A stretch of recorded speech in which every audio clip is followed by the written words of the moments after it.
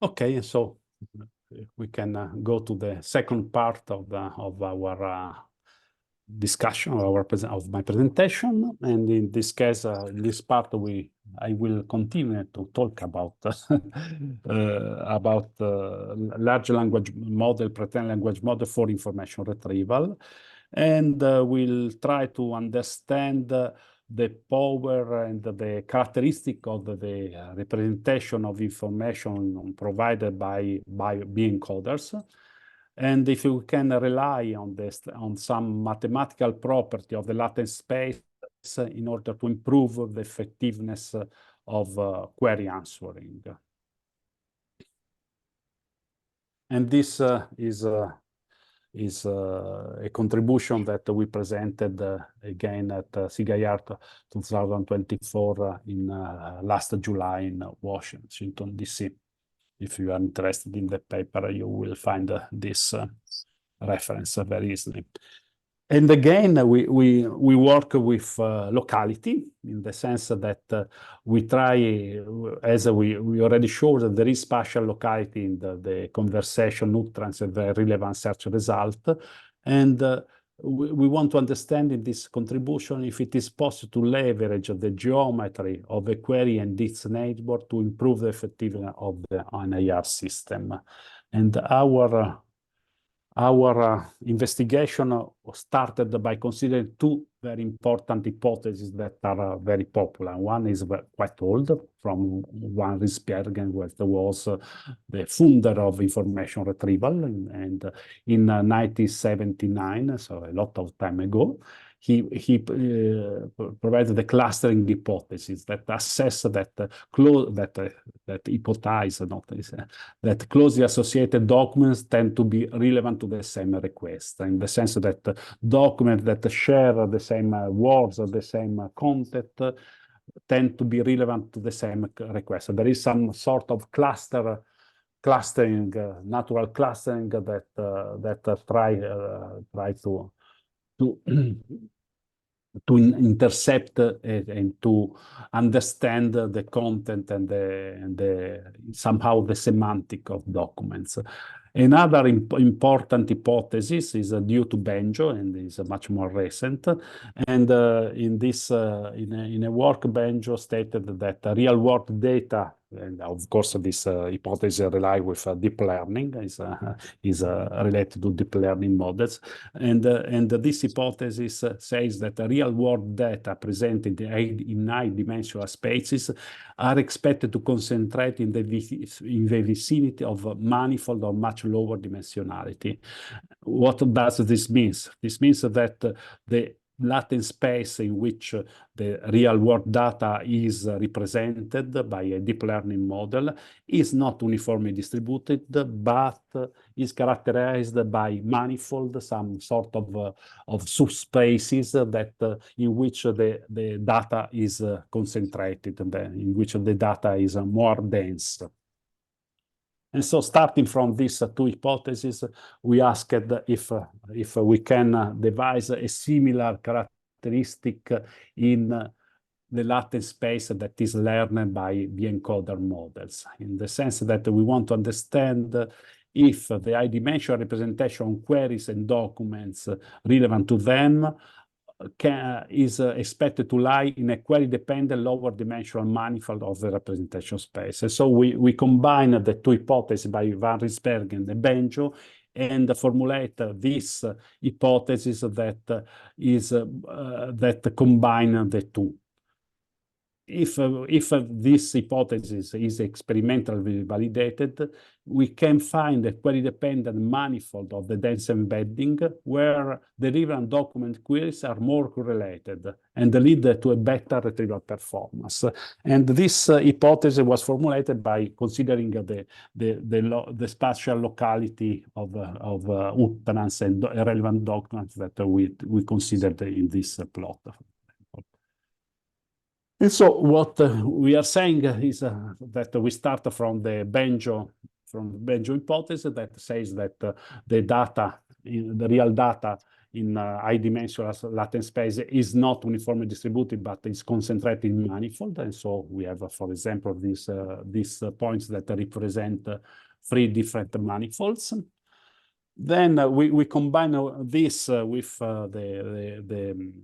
the Van Rysbergen hypothesis about clustering, and we hypothesize that the documents that are relevant for a query lie in a manifold that is that can be identified in the latent space. And this respect visually represent our hypothesis.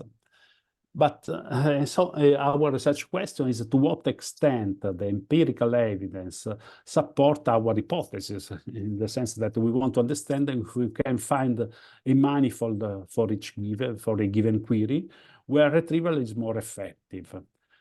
And in particular, if we can devise practical approaches to find such manifold in a way to improve the effectiveness of retrieval in the dense latent space, representation space learned by large language model used for retrieval.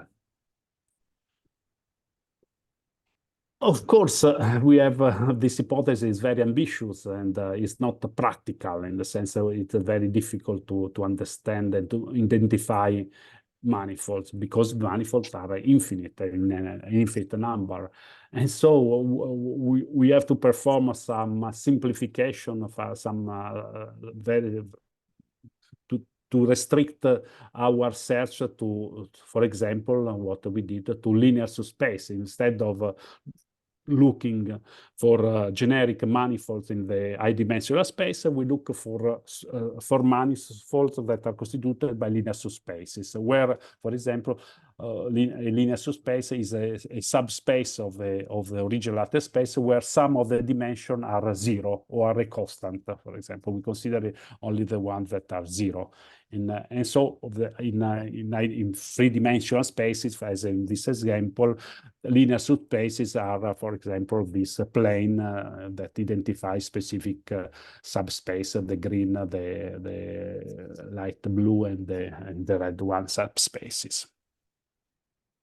But even if we restrict ourselves for looking to linear subspaces, we have that the representation space is very large. We have, for example, the state-of-the-art model for information retrieval by B-encoder. We have representation in 768 dimension, and so looking for a subspace in 2-powered 768 dimension is not possible.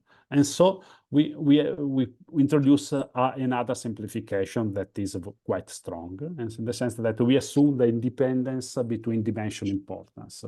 And so we hypothesize that if a dimension should be part of the linear subspace, this choice depends only from the dimension itself. And from this, of course, is a strong simplification, but allows us to reduce the search space to make the problem tractable and practical. Of course, in this case, this simplification means that if we are able anyway to find this manifold, there is we succeed, but otherwise, if we are not able, this is not not a definitive answer that this manifold does not exist. And so for reasoning, for working in this setting, we define a class of models that are dimension importance estimators that are simply the function on that return a real value and receive an input, a query, a textual query Q, an integer number that specifies the dimension to which we are interested, a representation model, a deep learning representation model Phi, and possibly some additional information that allow us to implement, to deploy this estimator. And this estimator output a score that describes how much important is the dimension specified in the second parameter for the query representation. And so what does it mean? So we have that the query is represented in our case by a vector, in this case of 9 dimension in a 9-dimensional space.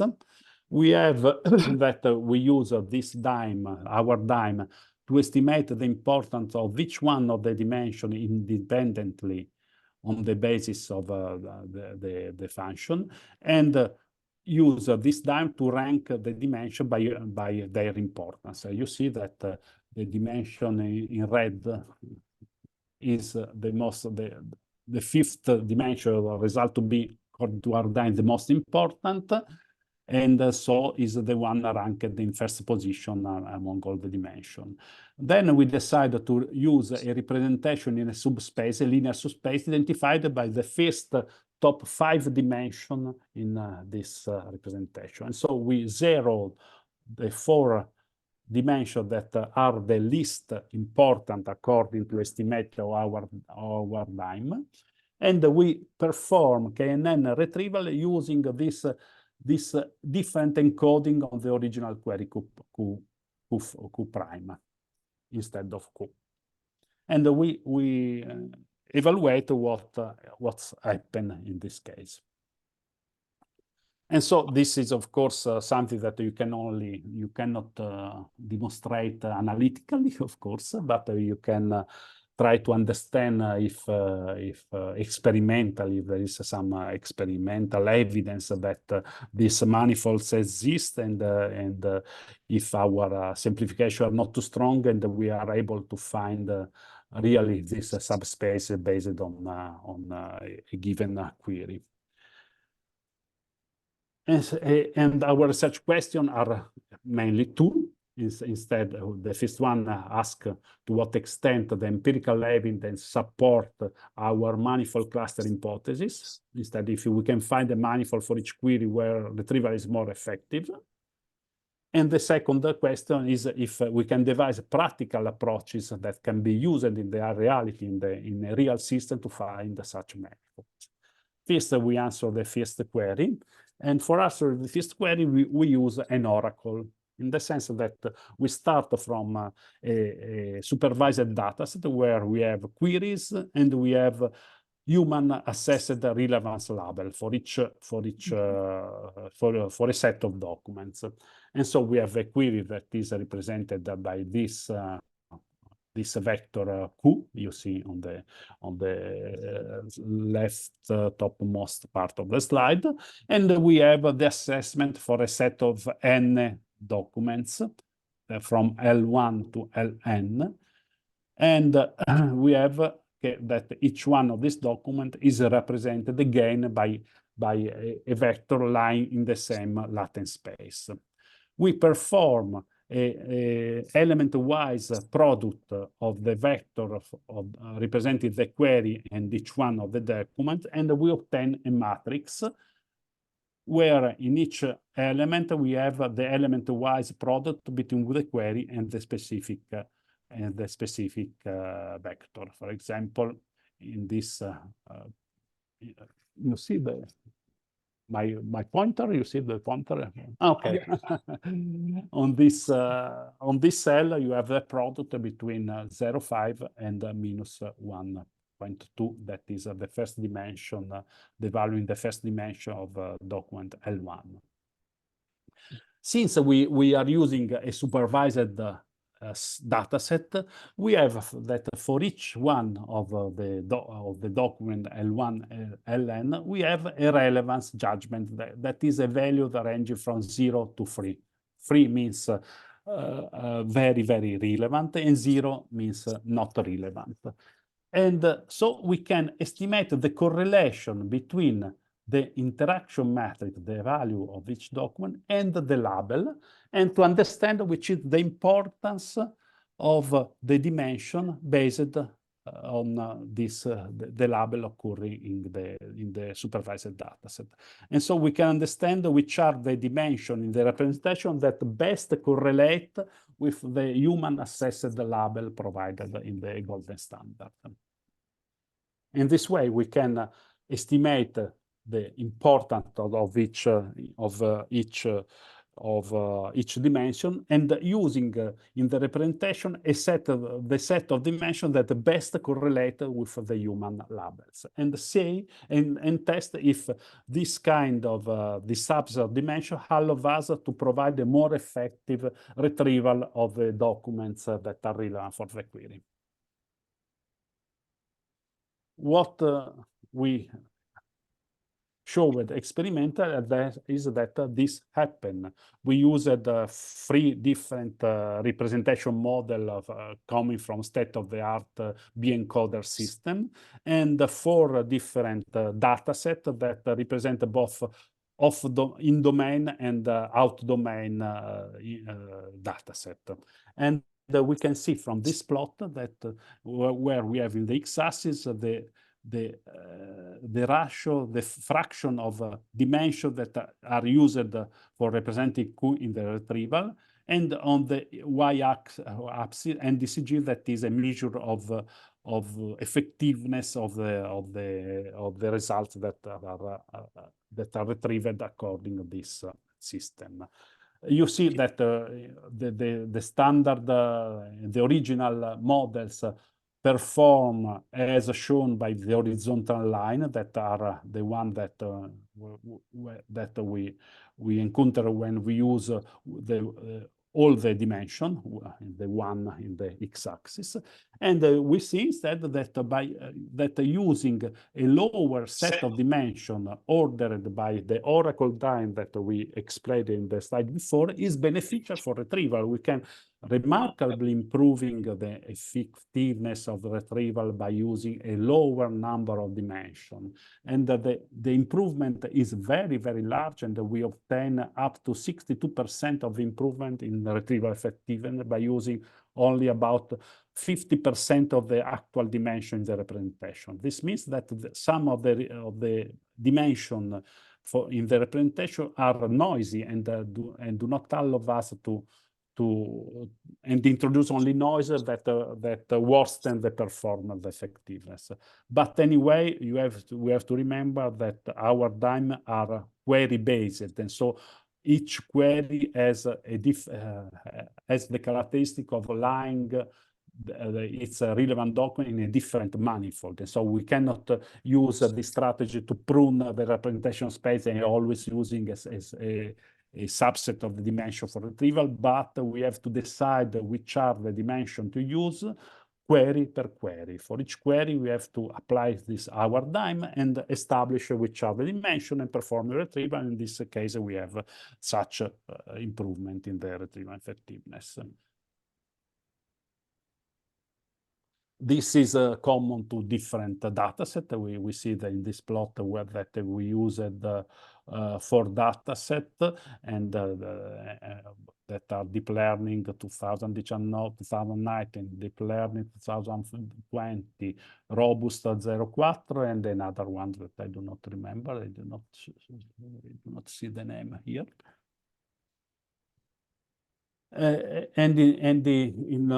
For all the data sets, both in domain and out domain, we have a similar behavior, and we have an improvement on that correspond to use a remarkable improvement that correspond to use only a subset of dimension instead of all the dimension in the representation for retrieval. We have a particular difference in one of the models.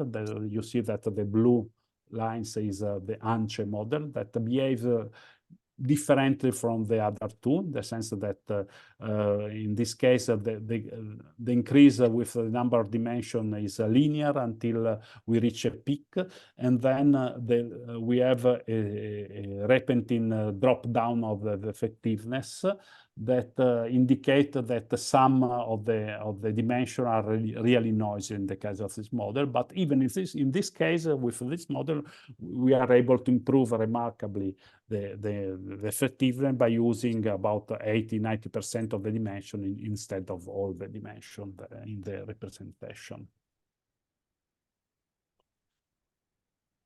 Okay, now we understood that this manifold exists really, because that our simplification were not so strong in the sense that we were able to to find a subset of dimension that improve the retrieval, but even we can do better if we use a more complex and we do not we do not introduce the simplification as we did. But now we need a practical approach to find such manifold, because we understood that these manifolds are query dependent, and given a query, we do not have a golden standard for assessing which are the dimensions that are important. So we need some DIME, some estimator on dimension importance that works even without the human assessed judgment about the relevance of documents.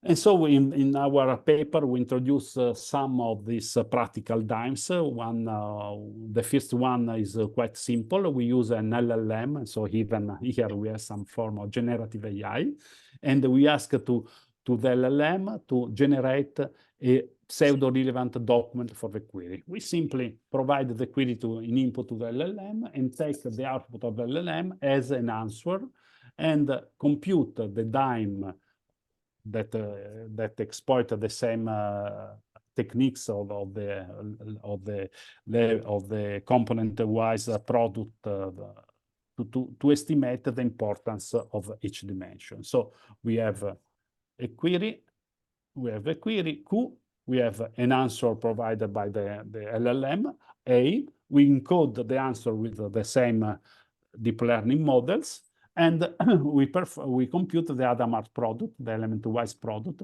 and we rank the dimension on the basis of the absolute value of this Hadamard product.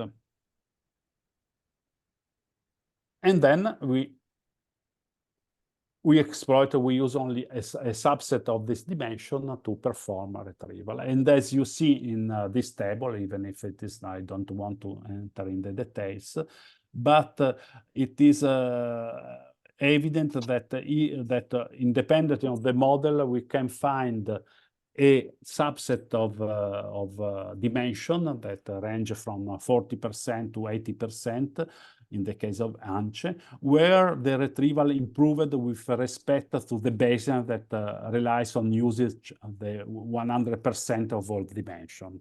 And even in this case, we have a large improvement that in average precision or in NDCG and 10 that are two typical information retrieval quality measures.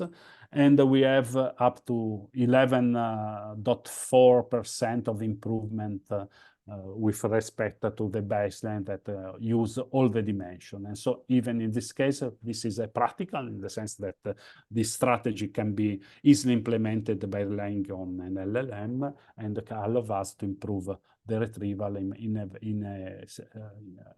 a statistically significant way.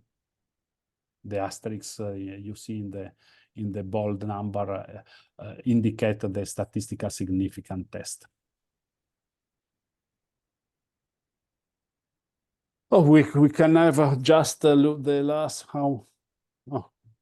we still have some minutes, and so we can also introduce our 1 second DIME that is rely on active feedback. And in this case, we hypothesize that the relevant documents is sampled from the list of document extracted from the information retrieval system. This what can happen. You submit a query on the web search engine on Google.